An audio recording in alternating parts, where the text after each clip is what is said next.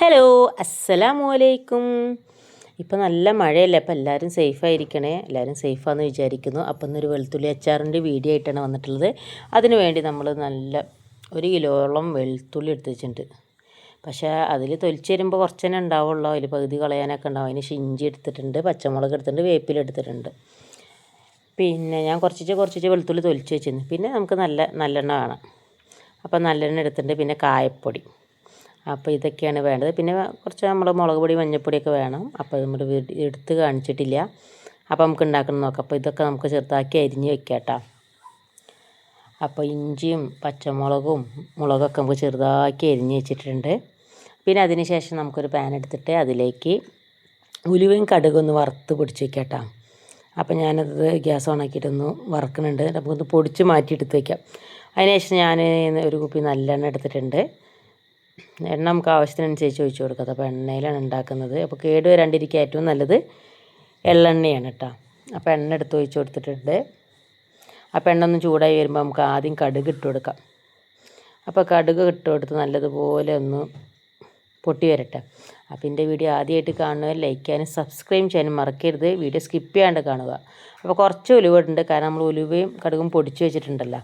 അതുകൊണ്ട് നല്ലതുപോലെ ഒന്ന് മിക്സാക്കി വയ്ക്കാം, ഒന്ന് പൊട്ടി വരട്ടെ. അപ്പോൾ അതിന് ശേഷം നമ്മൾ അരിഞ്ഞ് വെച്ചിട്ടുള്ള ഇഞ്ചി നമുക്ക് ഇട്ട് കൊടുക്കാം കേട്ടോ. അപ്പോൾ ആദ്യം നമുക്ക് ഇഞ്ചി ഇട്ട് കൊടുക്കാം. അപ്പോൾ എല്ലാം നല്ലതുപോലെ ഒന്ന് മൂത്ത് ക്രിസ്പിയായി വരുമ്പോഴാണ് നല്ല ടേസ്റ്റും ഉണ്ടാവുള്ളൂ. അപ്പോൾ നമുക്ക് ഇഞ്ചി അരിഞ്ഞിട്ട് കൊടുക്കാം. അപ്പോൾ നല്ലതുപോലെ ഒന്ന് മൂത്ത് വന്നോട്ടെ. അതിന് ശേഷം നമുക്ക് വേപ്പിലയും പച്ചമുളകും ഇട്ട് കൊടുക്കാം. അപ്പോൾ അതും കൂടി ഒന്ന് റെഡിയായി വരട്ടെ.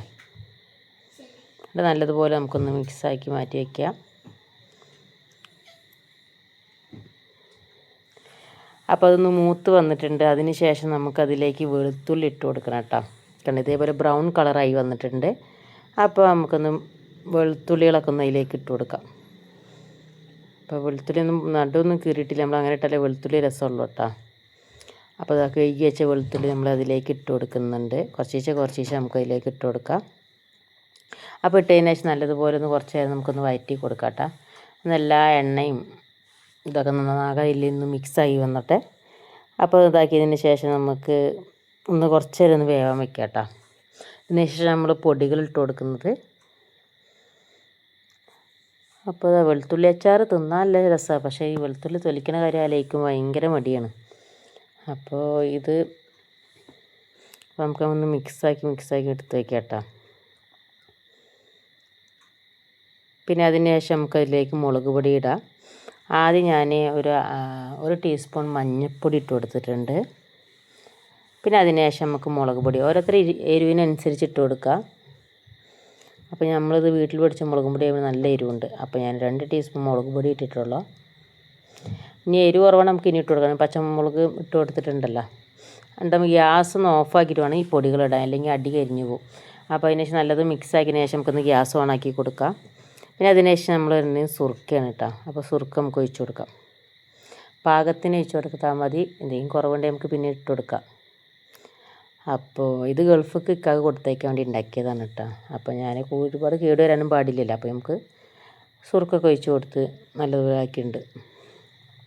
പിന്നെ നമുക്ക് പിന്നെ ഉപ്പിൻ്റെ കുറവ്, ഉപ്പിട്ടിട്ടില്ല. അപ്പോൾ നമുക്ക് ഉപ്പിട്ട് കൊടുക്കാം. പാകം നോക്കിയിട്ട് നമുക്ക് ഉപ്പിട്ട് കൊടുക്കാം കേട്ടോ. അപ്പോൾ ഞാൻ ഉപ്പ് പിന്നീട് ഞാൻ കുറച്ചും കൂടി ഇട്ട് കൊടുത്തിട്ട്, ഉപ്പ് കുറച്ച് കുറവായിരുന്നു. പിന്നെ അതിന് ശേഷം കുറച്ച് ശർക്കര ഇട്ട് കൊടുക്കുക. അപ്പോൾ നല്ല ടേസ്റ്റാണ് കേട്ടോ ഈ നമ്മുടെ വെളുത്തുള്ളി അച്ചാറിന്. അപ്പോൾ കുറച്ച് ശർക്കര ഇട്ട് കൊടുത്തിട്ടുണ്ട്. എന്നിട്ട് ഒന്നും കൂടി നല്ലതുപോലെ ഒന്ന് മിക്സാക്കി കൊടുത്തതിന് ശേഷം കായപ്പൊടി ഇടാൻ മറന്ന്, കായപ്പൊടിയല്ല നമ്മൾ ഉലുവയും കടുകും പൊടിച്ച് വെച്ചില്ല, അതിട്ട് കൊടുത്ത്. പിന്നെ അതിന് ശേഷം പിന്നെ കായപ്പൊടി ഇട്ട് കൊടുത്ത്. അപ്പോൾ അതെല്ലാം കൂടി ഇട്ട് നല്ലതുപോലെ ഒന്ന് മിക്സാക്കിയിട്ട് നമുക്ക് എടുത്ത് വയ്ക്കാം കേട്ടോ. അപ്പോൾ നമ്മുടെ വെളുത്തുള്ളി അച്ചാർ റെഡി ആയിട്ടുണ്ട്. അപ്പോൾ ഞാൻ എന്ത് ചെയ്തു, ഇത് കുറേ നേരം ചട്ടിയിൽ തന്നെ കുറച്ച് നേരം കിടന്നതിന് ശേഷം ആവശ്യമുള്ളതൊക്കെ അതിൽ ഇനി കുറവുള്ളതൊക്കെ ചേർത്തതിന് ശേഷം ഞാൻ പിന്നെ കുപ്പിയിലേക്ക് ആക്കിയത്.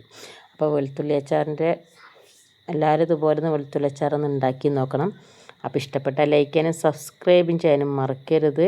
അപ്പോൾ ഓക്കെ ബൈ. പിന്നെ പുതിയൊരു വീഡിയോ ആയിട്ട് വരാം. അപ്പോൾ ഓക്കെ, എല്ലാവരോടും അസ്സലാമു അലൈക്കും.